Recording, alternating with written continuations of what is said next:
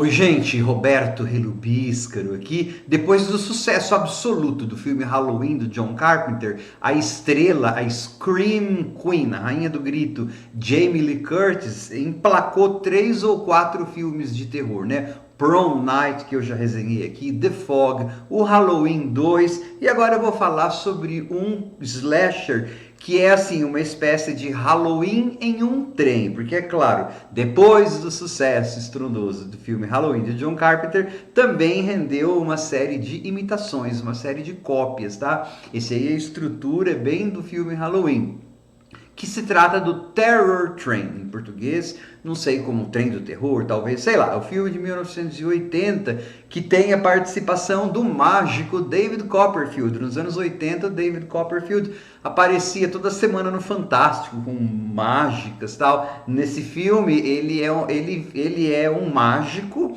né, que está dentro do trem, né, e ele serve como despiste, para que as pessoas podem achar que ele é o assassino, mas ele também serve para comer tempo, hein? Nossa, como tem, eles perdem tempo com mágica ali. E só que tem assim uma ideia, né? Que seria melhor aproveitado em um filme que tivesse pretensões artísticas maiores, mas assim, o filme, entre aspas, está questionando os limites entre o real e o imaginário, né? O fake, né, o falso e o verdadeiro, por causa das máscaras e tal. Só que antes de continuar falando, gostaria de convidá-los a se inscreverem no canal Robertando, curtir os vídeos, compartilhá-los, agradeço bastante.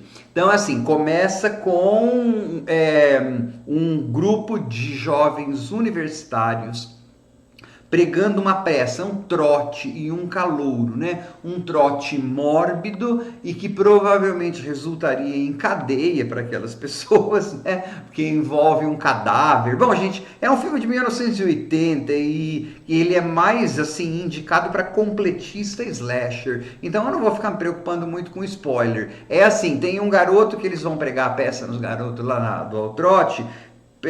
O garoto supostamente dormiria com uma moça, mas na verdade é um cadáver que eles roubaram lá do necrotério da faculdade. Roubo de cadáver da cadeia, né? Mas enfim, aí esse menino fica maluco, né? E vai pro sanatório e corta o filme 3 anos depois. A festa lá que ele ficara pirado era ano novo, e de novo é ano novo, 3 anos depois eles vão se formar, ainda bem que são jovens universitários, né, que vão se formar, então não precisa mentir que aquele bando de gente lá com 20 e tantos anos seja adolescente, né, de high school. Então eles vão se formar e aí, para ser a última vez que eles vão ficar juntos, alguém decide, né, eles vão fazer uma festa de ano novo em um trem. Exatamente, é um filme de terror, então todo claustrofóbico. O filme ele tem mais de uma ideia legal, só que a execução dele é meio amadora, tá? Então aí na estação você já vê uma das mortes e é bem legal, porque assim é bem legal a ideia. Porque era um babacão, aí fala, que bom, o alívio cômico morreu logo, né? Que tá mascarado. Só como ele era tão babaca, as pessoas acham que aquela morte dele é brincadeira dele, né? É encenada. Então todo mundo vai. Só que na verdade o assassino está dentro do trem, que tem assim aquela conversinha usual, e uma das passageiras é a Jamie Lee Curtis, né? E aí tem o condutor do trem, que é um ator veterano da época, já o Ben Johnson, que trabalhara na época de ouro dos filmes de Hollywood e tal. Ele vai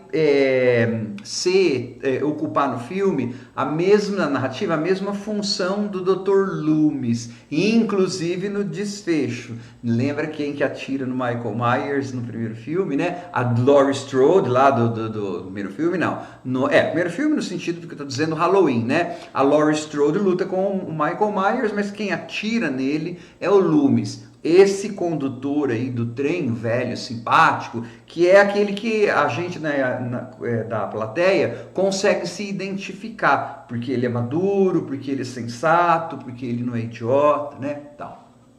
Ele vai ter o mesmo papel do Dr. Loomis no filme. Bom, aí então você tem algumas ideias, como eu falei, que são legais. Primeira ideia, ser nesse ambiente confinado, em um trem em que você tem vários ambientes, né? Ok, isso é bacana. A ideia da máscara, a gente tem que lembrar que em 1980, aquelas convenções dos filmes slashers estavam sendo inventadas ainda, né? Então, nesse filme, mesmo que elas não estivessem ou já estivessem, isso se torna criativo de qualquer forma. A máscara, que nos filmes slashers geralmente é uma máscara só. Jason é conhecido pela máscara de rock, todos eles são assim, né? O assassino, ele vai pegando, porque como é um baile, a fantasia, ele vai pegando, uma viagem em fantasia, ele vai pegando as máscaras. Então, tem a máscara do Groucho Marx, depois de um tipo de um réptil lá, como se fosse aqueles filmes de répteis espaciais, uma máscara de velho. Conforme vai matando a pessoa, ele vai pegando, né? O assassino vai pegando essa máscara. E aí você tem lá os despistes, né? Só que assim, gente, durante, sei lá, 1 hora, número de mágica do David Copperfield e gente falando e andando para cá, andando para lá desse trem. As mortes não são... Quando aparece, é só o depois, o sangue, né? Então, ele é um filme que, assim, ele fica chato, a não ser que você goste de número de mágica. Mas aí acho que você consegue achar no YouTube outras mágicas, né? Ele não é um filme interessante de assistir. Ele é um slasher bem esquecível. No terceiro ato, mais ou menos, ele fica legal porque ele tem uma outra ideia. Que, como eu falei, eu não vou ficar preocupado muito com spoilers, né? Porque é um filme tão velho. É uma ideia muito, muito legal. Tudo bem, hoje em dia acho que pode ser questionada por causa da questão lá dos trans, mas eu acho que essa personagem não era trans. Mas vamos lá, no final das contas, quem estava matando era mesmo o que a gente imaginava, assim, tinha a ver com o prólogo, né? Não necessariamente em filme slasher seria o moço que sofreu o trote, mas seria alguém ligado a ele. Por isso que eles dão esses despistes do mágico que talvez está lá, porque tem uma hora que alguém fala, não, nós não convidamos, nós não contratamos o mágico, ou você acha que pode ser o tiozão lá do trem, sei lá, pai dele, mas na verdade o assassino é o próprio moço. Fugiu do sanatório, não sei o que, blá blá blá. E vai ter a briga dele com a Jamie Lee Curtis, mas isso eu vou falar depois. O que é legal é o seguinte: durante o filme, a gente já tinha visto essa personagem, porque ele estava disfarçado, ele estava em drag. Ele era a assistente, olha, eu estou falando no feminino, a assistenta, a assistente do David Copperfield, e ele tira a drag lá, a peruca e os cílios, tudo, na câmera, então é um efeito bem legal, assim.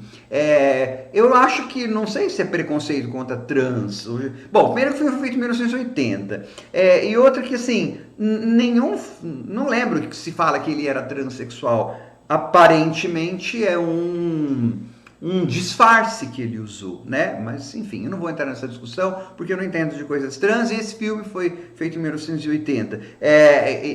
Naquela época, você tinha aquele final do acampamento também lá, acampamento Sleepaway Camp, que eu resenhei aqui, da Angela, que era menina, mas era menino, né? Aquela época era outra pegada, mas o final é bem criativo, né? Pega a gente de surpresa.